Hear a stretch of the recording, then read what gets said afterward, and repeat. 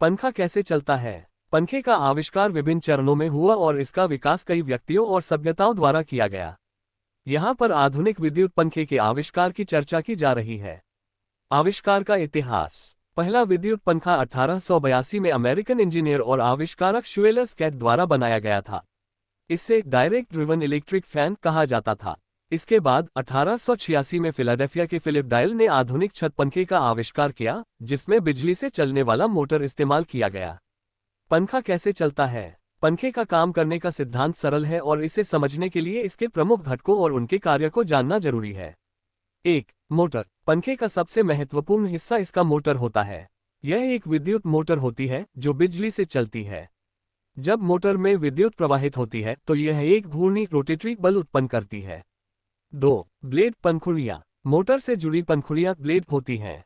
जब मोटर घूमती है तो ये पंखुड़ियों को भी घुमाती है। पंखुड़ियों का डिजाइन इस तरह होता है कि वे हवा को काटकर आगे बढ़ाती हैं, जिससे हवा का प्रवाह उत्पन्न होता है। 3. घूर्णी बल और वायु प्रवाह। मोटर के घूमने से पंखुड़ियां भी घूमती हैं, जो हवा को गति देती हैं।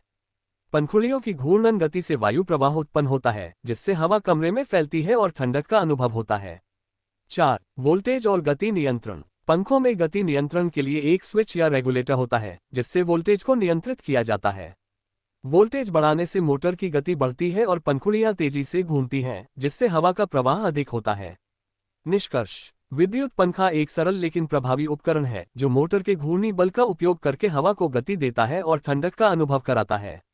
शुएलर स्कैट और फिलिप डायल जैसे आविष्कारकों ने इसके विकास में महत्वपूर्ण योगदान दिया है, जिससे आज ये हमारे दैनिक जीवन का अभिन्न हिस्सा बन गया है।